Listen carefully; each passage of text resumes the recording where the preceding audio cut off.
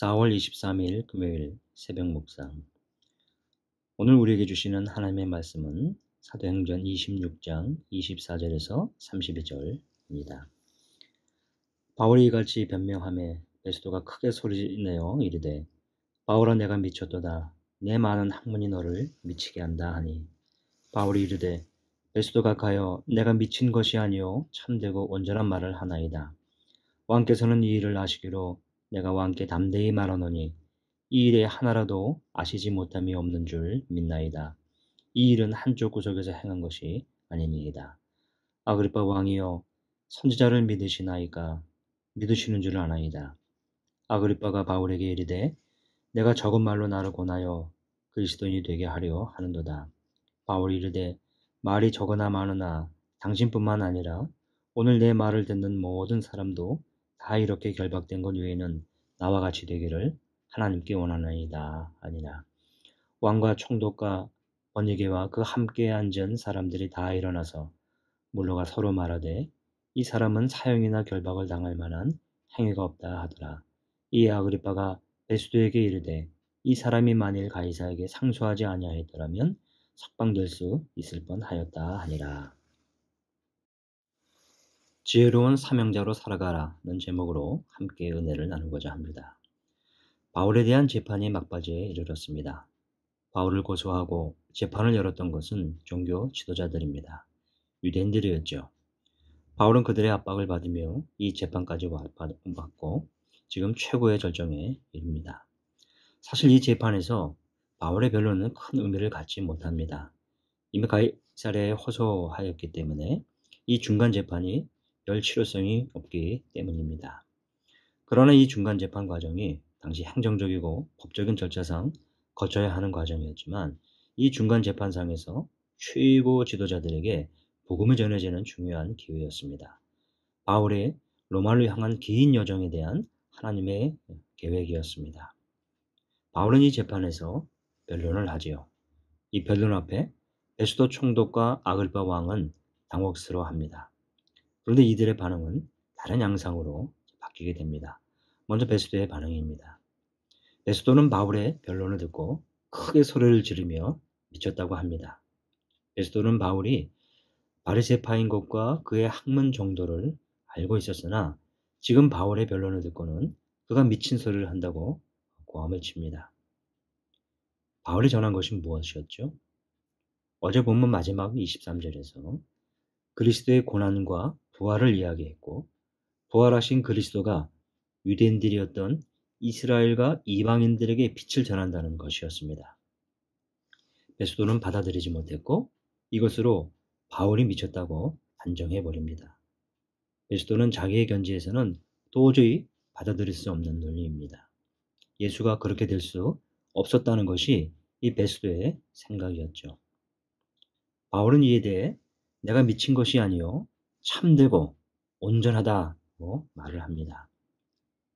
지금 재판장에서 베스도 총독과 바울이 강하게 부딪힙니다. 여기서 바울은 미친 취급을 받게 되는데요. 여러분, 바울을 향한 이 베스도의 단정이 어쩌면 세상이 우리를 향한 단정일지 모릅니다. 베스도가 바울을 향해 미쳤다고 한 것처럼 세상이 우리를 향해 미쳤다고 할 수 있습니다. 오늘 본문을 우리에게 이렇게 적용해 볼 수 있을 것입니다. 우리가 그리스도를 믿고 그리스도의 고난을 말하고 그분의 부활을 전한다는 것으로 우리는 미친 취급을 받을 수 있다는 것이죠. 우리가 그리스도를 우리의 주로 믿는 것, 이것이 바울에게 중요했듯이 이젠 우리에게도 중요한 사실이고 진리가 되었습니다.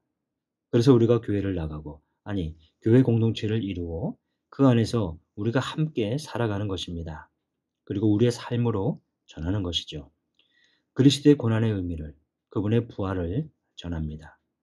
우리에게 이방인이었던 믿지 않는 사람들에게 전하며 살아가는 겁니다.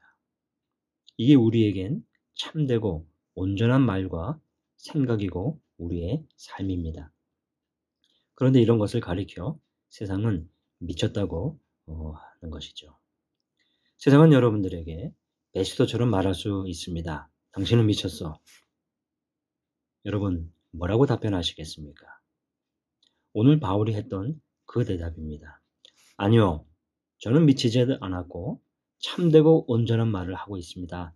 라고 말입니다.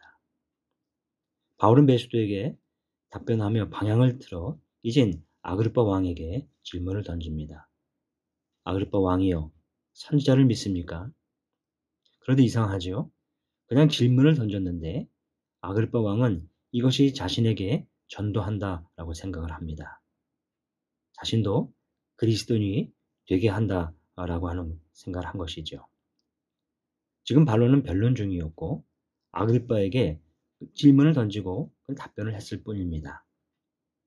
그런데 아그리빠는 그 질문과 답이 전도로 자신에게 다가옴을 느꼈나 봅니다.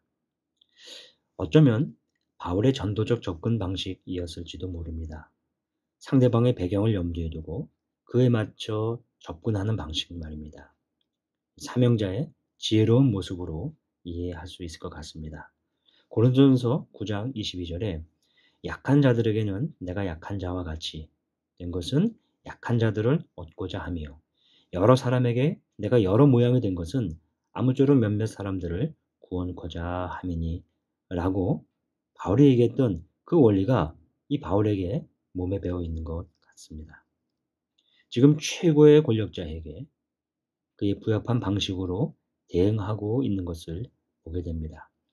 이 재판 과정에서 특별히 최고의 권력자들에게 복음을 전하는 기회와 그에 적합하게 대응하는 이 바울의 모습으로 이해할 수 있습니다. 바울은 아그리빠 왕에게 자기와 같이 되기를 소망한다고 말합니다. 결국 이 재판장, 고위층 모두가 이 바울의 이 변론을 듣고 이 재판장에서 물러납니다. 그리고 바울의 무고함을 인정합니다. 바울의 진위가 드러납니다. 우리 사랑하는 성도 여러분, 주변 환경에 좌우되지 않고 여러분의 정체성, 여러분의 존재감이 흔들리지 않으시길 바랍니다. 이것이 우리가 살아가는 방법이고 또 이 세상을 향한 우리의 존재감이기도 합니다. 기도하겠습니다. 하나님 아버지, 우리를 보고 대하는 세상을 향해 우리가 그리스도인으로 하나님의 사람으로 담대함과 지혜로움으로 주님을 주님으로 고백하고 전하며 살게 하여 주옵소서. 예수님의 이름으로 기도하옵나이다. 아멘. 우리 말씀을 생각하면서 이 시간 또 이어서 기도하겠습니다. 우리 주변 환경에 좌우되지 않고 지혜로운 삶을 살게 하옵소서. 하나님이 우리에게 주신 이 삶을 사명의식을 가지고 살아가게 하옵소서. 코로나가 계속되고 있습니다. 조속적인 종식과 또 교회와 모든 성도들, 우리 이웃들의 안전을 지켜 주옵소서. 새로 부임한 우리 박재원 담임 목사님에게 하나님께서 은혜와 능력과 충만함을 주시고 우리 연유교회를 잘 이끌어 가실 수 있도록 주여 인도하여 주옵소서. 오늘은 김현희 선교사님을 위해서 기도합니다.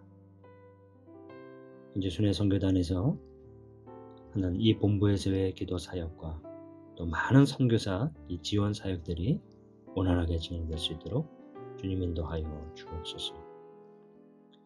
이시훈 어린이의 모야모야 병명의 상태가 호전되고 치료가 맞춰질 수 있도록 주님 역사하여 주옵소서. 이를 위해서 같이 기도하겠습니다.